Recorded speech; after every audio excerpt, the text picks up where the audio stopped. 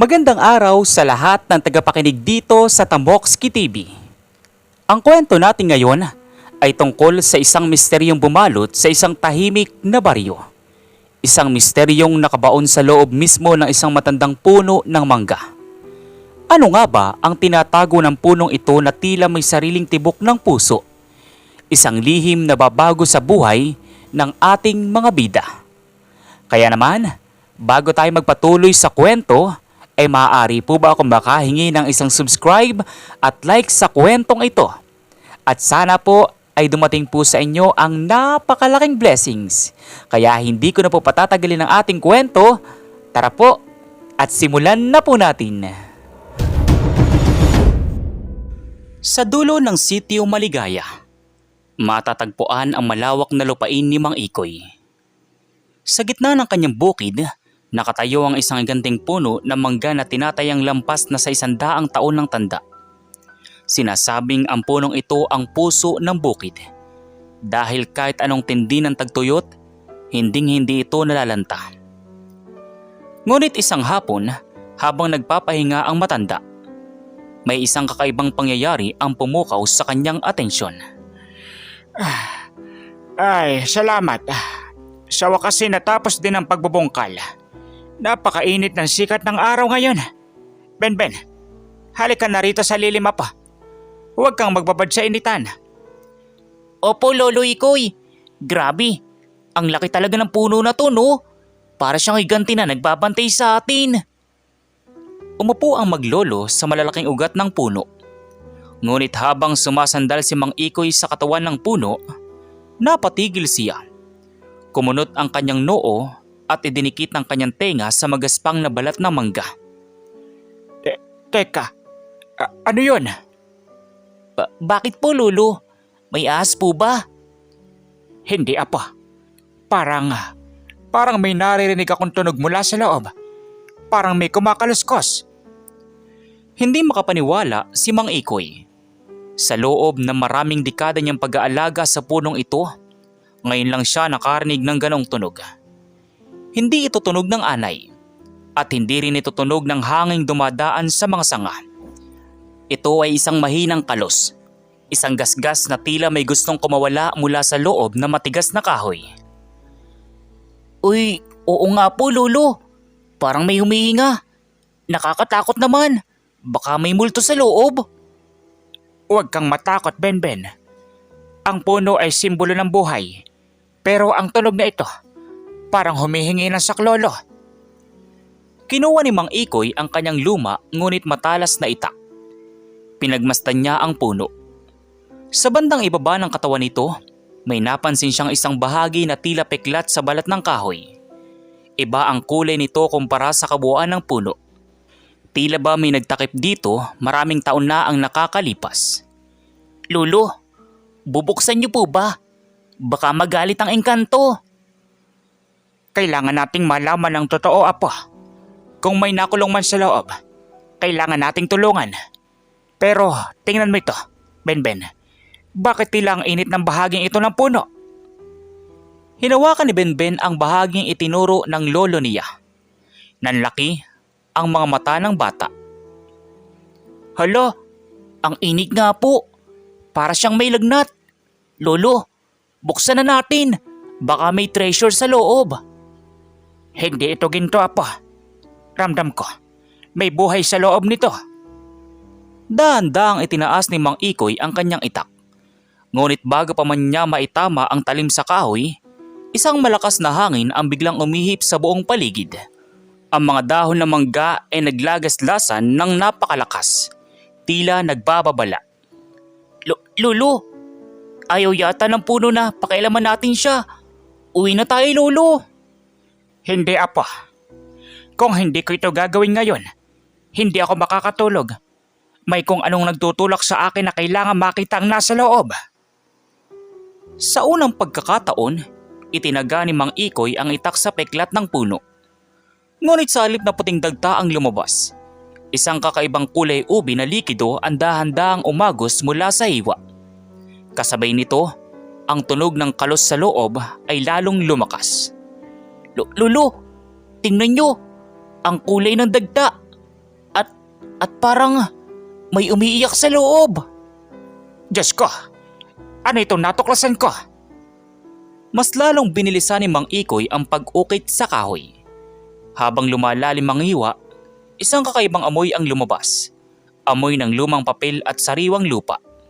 At doon, sa isang maliit na siwang na nagawa ni Mang Ikoy, nakakita sila ng isang bagay na kumikislap. Hindi ito ginto at hindi rin ito ordinaryong bato. Ito ay isang bagay na tila tumitibok-tibok kasabay ng paghinga ng puno. Lolo, ano yan? Parang mata. Hindi ito maaari. Paanong nangyari na may ganito sa loob ng isang puno? Habang pilit na binubuksan ni Mang Ikoy ang mas malaking bahagi ng puno. Hindi niya alam na ang kanyang ginagawa ay magbubukas sa isang sikretong itinago ng kanilang baryo sa loob na mahigit 100 taon. Isang sikreto na hindi lamang sa puno, kundi tungkol sa tunay na pinagmulan ng kanilang pamilya. Ano nga ba ang nakita nila sa loob? Bakit tila may buhay na nagtatago sa gitna ng matigas na kahoy? At ano ang kinalaman nito sa isang aso na malalaman natin sa uling bahagi? Nagpatuloy ang pag-ukit ni Mang Ikoy sa matandang puno ng mangga. Ang bawat taga ng kanyang itak ay tila may kasamang kaba. Ang kulay ubing dagta na lumalabas ay dahan-dahang namuo sa lupa. At ang mata na nakita ni Benben sa loob ay biglang nawala sa dilim ng siwang. Ang atmosfera sa ilalim ng puno ay tila bumigat. At ang ihip ng hangin ay naging malamig sa balat kahit tirik ang araw. Lolo, nasaan na yung kumikislap kanina? Bakit biglang nagdilim sa loob? Baka po nagalit yung nakatira dyan. Ay nako, hindi ako titigil, Benben. May nararamdaman akong kakaiba. Ang puno na ito, hindi lang ito basta kahoy. Ang bawat taga ko, parang tumatama sa isang bagay na malambot. Sa puntong ito, gumamit na si Mang Ikoy ng mas maliit na pait para hindi mawasak ang buong katawan ng puno. Dahan-dahan niyang tinalupan ang bahaging iyon. Habang lumalaki ang butas, isang hindi maipaliwanag na amoy ang muling humalimuyak. Amoy ito ng tuyong dahon na hinaluan ng amoy ng isang hayop. Lolo, ang baho na po. Parang amoy basang balahibo. Balahibo? Benben, tingnan mo. Idinikit ni Mang Ikoy ang kanyang flashlight. Doon, sa gitna ng guwang ng puno, ay may nakita silang tila isang pugad. Ngunit hindi ito pugad ng ibon. Ito ay gawa sa pinagtagpi-tagping ugat na kasing pino ng sinulid. At sa gitna ng mga ugat na iyon, may isang bagay na gumagalaw. Lolo, may buntot. Nakita ko, gumalaw yung buntot. Paano magkakaroon ng hayop sa loob ng saradong puno? Ang punong ito ay buo bago ko tagain. Walang butas, walang pasukan. Paano siya nakahinga doon? Dahil sa kuryosidad, pinalaki pa ni Mang Ikoy ang butas. Ngunit sa bawat pagbawas niya ng kahoy, may napansin siyang kakatuwa. Ang mga ugat ng puno ay tila kusang gumagalaw para takpan muli ang butas. Para itong sugat ng tao na mabilis magilom. Diyos ko, ang puno, pinoprotektahan nitong nasa loob. Lolo, baka yan yung bantay ng bukid nyo. Sabi ni Lolo noon, may mga hayop daw na hindi namamatay dahil silang tagapangalaga ng lupa. Biglang may narinig silang kaluskos mula sa likuran. Napalingon ang maglolo. Isang matandang babae ang nakatayo sa dulo ng pilapil. Si Aling Rosa, ang pinakamatandang naninirahan sa sitio Maligaya na kilala sa mga kwentong kababalaghan. Ikay, huwag mong ituloy ang iyong ginagawa. Ang nakabaon sa loob ay hindi dapat magising. Aling Rosa, anong alam niyo rito? May hayop sa loob ng punong ito. Ramdam ko ang tibok ng puso niya. Ang punong iyan ay isang libingan ng katapatan. Noong unang panahon, bago pa man dumating ang mga kalsada rito, may isang nilalang na nag-alay ng kanyang buhay para iligtas ang baryong ito mula sa malaking baha. Ang puno ang kumagkap sa kanya. Sino po siya, Aling Rosa? Isang aso po ba? Higit pa sa aso ang nasa loob, bata. Pero kapag binuksan nyo yan ng tuluyan, ang sumpa ng nakaraan ay babalik sa kasalukuyan. Ang puno at ang nilalang ay iisa. Kapag namatay ang puno, mamamatay ang nilalang. Pero kapag lumabas ang nilalang, hihinto ang paglago ng inyong bukid. Naguluhan si Mang Ikoy. Sa isang banda, gusto niyang iligtas ang anumang nasa loob dahil mukhang nahihirapan ito. Sa kabilang banda, natatakot siya sa babala ni Aling Rosa. Ngunit isang malakas na ungol ang narinig nila mula sa loob ng puno. Isang ungol na puno ng pangungulila.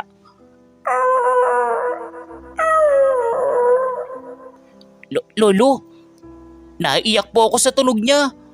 Tulungan natin siya. Kahit mawala na mga mangga natin, basta maligtas siya. Aling Rosa, hindi ko kayang matiis ang isang buhay na nagdurusa. Kung ito man ay sumpa o biyaya, kailangan malaman ng lahat ang katotohanan. Itinuloy ni Mang Ikoy ang pagpukpok. Sa puntong ito, isang malaking tipak ng kahoy ang tuluyang natanggal. Isang nakakasilaw na liwanag ang lumabas mula sa guwang. Kasabay ng isang malamig na simoy ng hangin na tila nanggaling sa kailalimang bahagi ng lupa. Doon, dahan-dahang lumabas ang isang dulo ng ilong. Ilong na itim, basa at nanginginig. Lolo, aso nga! Isang puting aso! Ngunit habang lumalabas ang aso, napansin ni Mang Ikoy ang isang bagay na nakapagtataka.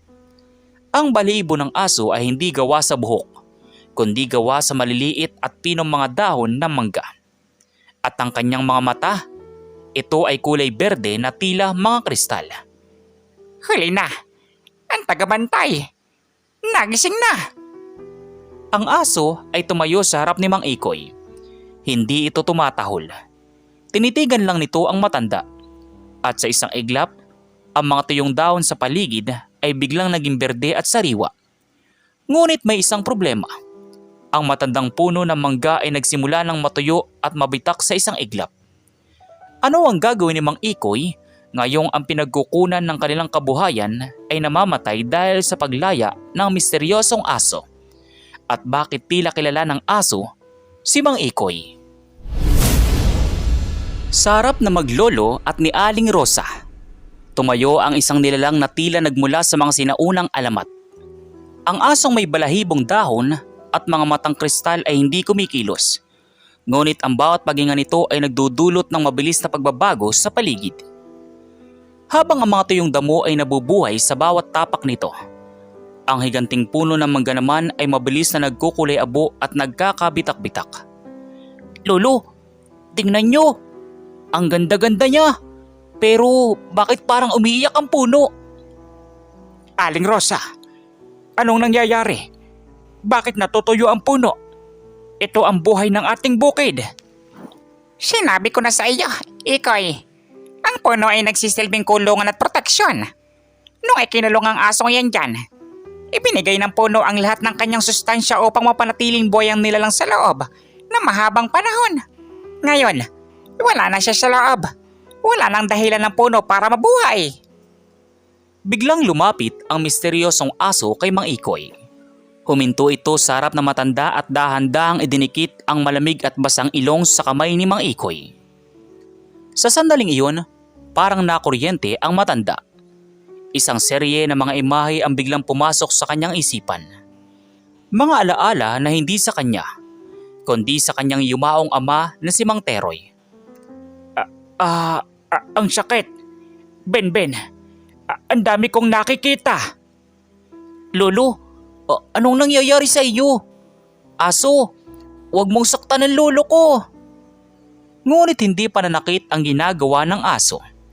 Ipinapakita nito kay Mang Ikoy ang nangyari 60 taon na ang nakakalipas.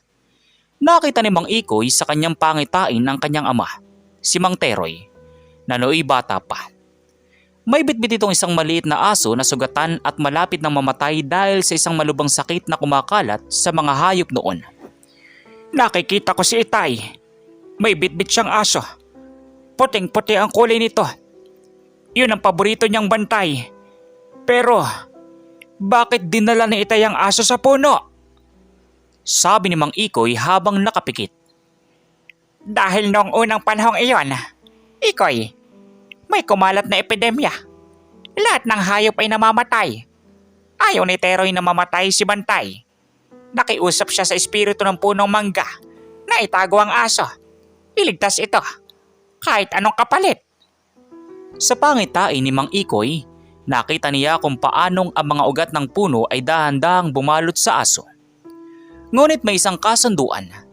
Ang aso ay mananatiling buhay sa loob ng puno. Ngunit ang pamilya ni Mang Teroy ay kailangang mag-alay ng pangalaga sa puno habang buhay. Kapag ang puno ay binuksan ng isang taong may dugo ni Teroy, ang aso ay lalaya.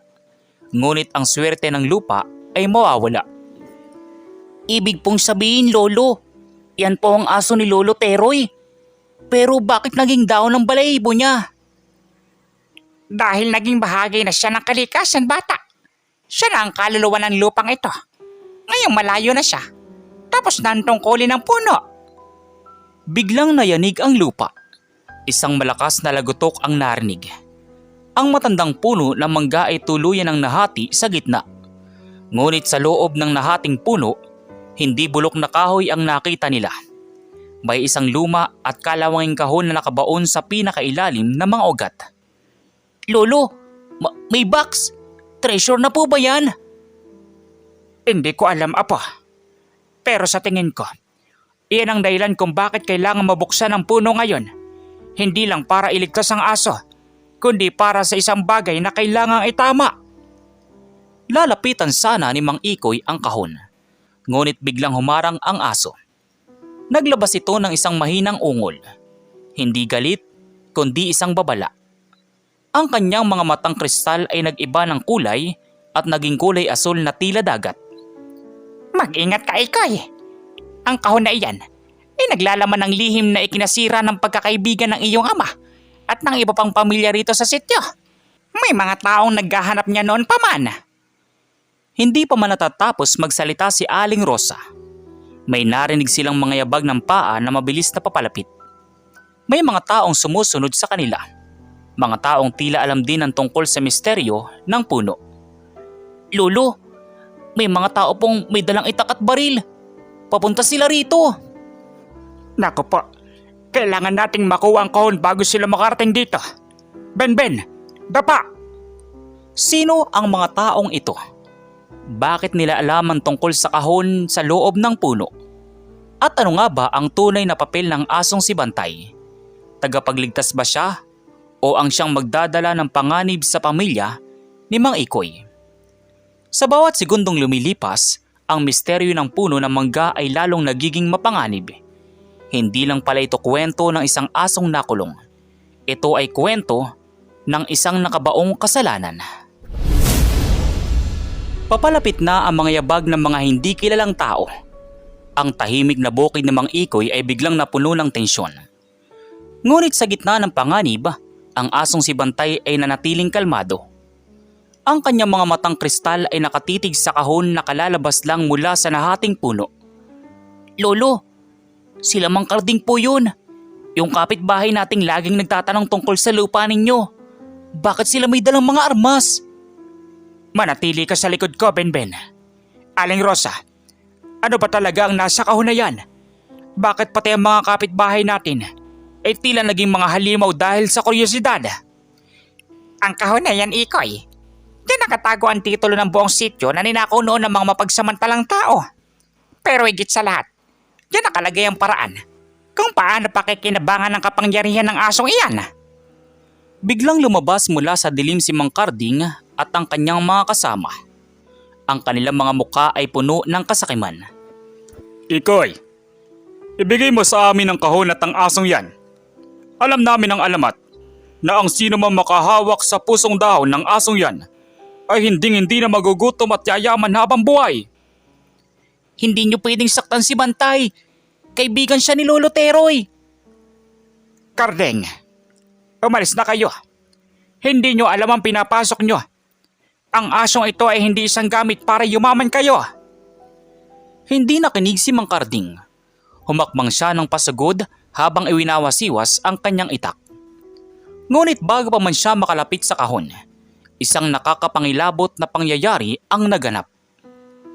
Ang asong si Bantay ay nagsimulang magbago ng anyo sa harap ng kanilang mga mata. Lolo, tingnan niyo si Bantay. Bakit siya tumatangkad? Ang mga dahon na nagsisilbing balahibo ng aso ay nagsimulang humaba at kumalat. Ang kanyang 4 na paa ay naging tila mga binti ng tao, ngunit balot pa rin na magaspang na balat ng puno. Ang kanyang ulo ay nanatiling sa aso, pero ang kanyang tindig ay naging parang sa isang mandirigma. Hindi na lang siya basta aso, siya ay naging isang elementong bantay. Ano yan? O engkanto? Isang maligno? Hindi siya maligno. Siya ang hostisya ng kalikasan. Ang nilalang ay nagpakawala ng isang malakas na ungal na yumanig sa buong Sitio Maligaya. Kasabay nito, ang mga ugat mula sa lupa ay biglang lumitaw at parang mga kadenang iginapos ang mga binti ni Mang Karding. Ayaw! Bitawan niyo ako! Ikoy! Tulong! Bantay, sapat na yan. Huwag mo silang saktan. Alam kong ikaw ay naririto para protektahan kami, hindi para maging mamamatay tao. Tumingin ang nilalang kay Mang Ikoy. Sa isang sandali, ang anyo nitong nakakatakot ay naging maamo. Ang mga ugat na nakagapos kay Karding ay lumuwag. Pero bago pa makatakas ang mga sakim, mabilis na kinuha ni Mang Ikoy ang kahon. Binuksan ni Mang Ikoy ang kalawanging kahon. Inasahan niya ang mga papel o ginto. Pero ang tumambad sa kanya ay isang lumang kwintas na may pendant na hugis buto na mangga at isang sulat na may perma ng kanyang ama. Lolo, ano pong nakasulat? Binasa ni Mang Ikoy ang sulat nang may panginginig ang boses. Sa aking anak na si Ikoy, ang asong si Bantay ay hindi ko lang alaga. Siya ang aking kapatid sa ibang anyo. Noong bata pa ako, iniligtas niya ako sa baha kapalit ng kanyang kalayaan. Ang nasa loob ng punong ito ay hindi hayop. Siya ay isang tao na isinumpa upang maging bantay ng ating lahi. Ang asong ito ay ang iyong tiyuhin. Nabitawan ni Mang Ikoy ang sulat. Hindi siya makapaniwala. Ang asong kanina pa nila kasama, ang nilalang na nagtatago sa loob ng puno sa loob ng ilang dekada, ay kapamilya niya. Lolo, ibig pong sabihin, ang aso ay tao. Siya po ba yung nawawalang kapatid ni Lolo Teroy na si Tito Samuel? Si Samuel ang nag-alay ng sarili sa espiritu ng puno para maligtas ang buong baryo sa sumpa ng tagtuyot. Ikinulong niya ang kanyang pagkatao sa anyo ng isang aso sa loob ng puno para maging battery o buhay ng inyong bukid. Habang nagaganap ang revelasyong ito, ang katawan ng nilalang ay nagsimulang magliwanag. Ang mga dahon ay dahan-dahang nalalagas. Ang anyong aso ay unti-unting naglalaho. Samuel, ikaw ba yan? Ngunit bago pa man tuluyang maging tao ang nilalang, isang malakas na kulog ang gumuwit sa langit. Ang lupa kung saan nakatayo ang nahating puno ay nagsimulang lumubog. Lolo, nahulog po yung puno sa ilalim ng lupa. Sa uling pagkakataon, tumingin ang aso o si Samuel kay Mang Ikoy. May ibinulong ito na tanging si Mang Ikoy lang ang nakarinig. Isang pakiusap na magpapabago sa lahat ng plano ni Mang Ikoy para sa kanyang bukid. Ano ang ibinulong ni Samuel? At bakit kailangan lumubog ng puno sa ilalim ng lupa ngayong malaya na ang aso? Sa gitna ng gumuguho at lumulubog na lupa kung saan nakatayo ang dating matandang puno na mangga, nagtatagpo ang paningin ni Mang Ikoy at ng misteryosong nilalang. Ang liwanag na bumabalot kay Samuel. Ang tiyuhin ni Mang Ikoy na nasa anyong aso ay nakakasilaw. Tila ba tinutunaw nito ang sumpa ng nakalipas na mga dekada. Lolo, hawakan niyo po siya. Baka mawala na naman siya sa loob ng lupa. Samuel, tito, patawarin mo kami kung ngayon lang kita nailabas. Dahan-dahang lumapit ang aso kay Mang Ikoy. Sa uling pagkakataon, ang kanyang mga matang kristal ay nagliwanag ng kulay ginto. Ibinulong niya ang huling mensahe sa isipan ni Mang Ikoy. Ikoy, Ang kalayaan ko ay hindi sa anyo ng tao. Ang misyon ko ay tapos na. Ang kahon, ang kwintas, isuot mo sa bata. Ano? Bakit kay Benben? Hindi na sumagot ang nilalang. Sa isang iglap, ang anyong aso ay tuluyang naging libu-libong kumikinang nabuto ng mangga at dahan-dahang humalo sa angin. Ang lupa ay tumigil sa pagyanig at ang higanting puno ay tuluyan ng naging alabok. Wala na ang aso, wala na ang puno. Tanging ang kahon at ang kwintas na lamang ang natira sa mga kamay ni Mang Ikoy. Wala na! Wala nang kayamanan! Wala nang asong ginto! Takbo! Sigaw ni Mang Karding mula sa malayo at takot na takot. Tumakas si Mang Karding. Iniisip na wala na silang mapapala. Ngunit mali sila. Ang tunay na kayamanan ay hindi ang aso, kundi ang iniwan nitong aral at kapangyarihan. Gawin mo ang sinabi niya, Ikoy. Ang batang iyan, si Benben, siya ang susunod na tagapangalaga. Isinuot ni Mang Ikoy ang kwintas na may pendant na buto ng mangga sa leeg ni Benben. Sa sandaling dumampi ang pendant sa dibdib ng bata, isang himala ang nasaksihan ng buong sityo Maligaya. Lolo, tingnan niyo mga kamay ko at ang paligid. Sa bawat takbang ni Benben, ang mga tuyong lupa ay biglang tinutubuan ng sariwang damo. Ang mga patay na tanim sa kalapit na bukid ay muling nabuhay at namunga sa loob lamang ng ilang segundo. Ang kapangyarihan ng asong si Samuel, ang puso ng kalikasan, ay hindi nawala, kundi lumipat sa batang may busilak na puso.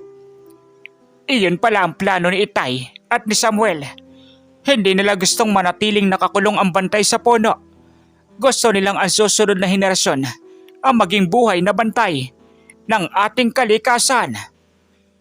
Lolo, nararamdaman ko po si Bantay. Nasa paligid lang po siya. Hindi po siya nawala. At doon nagtatapos ang misteryo ng puno ng mangga. Ang bukid ni Mang Ikoy ay naging pinakasagana sa buong bansa. Ngunit higit sa lahat, natutunan ng mga tao sa Sitio Maligaya na ang kalikasan ay hindi isang bagay na pagkakakitaan, kundi isang pamilya na dapat alagaan. Ang aral sa kwentong ito ay umiikot sa dakilang sakripisyo, katapatan at ang malalim na koneksyon ng tao sa kalikasan. Ipinakita ni Samuel, ang aso, na ang tunay na pagmamahal ay handang magtiis na mahabang panahon ng pagkakakulong para lamang sa kaligtasan ng nakararami. Ang kanyang pagbabagong anyo mula sa tao patungong bantay ng puno ay sumisimbolo sa ating responsibilidad na pangalagaan ang ating kapaligiran bilang bahagi ng ating sariling dugo at pagkatao.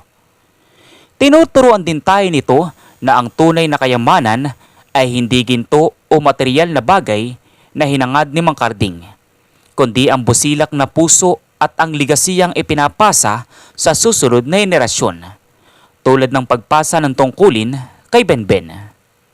Sa uli, ipinapaalala ng kwento na ang kalikasan ay may sariling paraan ng pagpaparusa sa mga sakim at pagpapala sa mga may malasakit. Ang paggalang sa mga lihim ng nakaraan ay susi sa isang masaganang kinabukasan. Kayo, ano pong masasabi nyo sa kwento natin ngayon at kung ano mga aral po ang mga natutunan ninyo? Maaari nyo po bang i-comment dito sa baba sa comment section para muli ko pong mabasa. So once again, inuulit ko pong muli. Ako po si Tamoxki TV. Kita-kita po tayong muli sa mga susunod pa nating maraming mga kwento. Thank you and God bless you all. Peace out.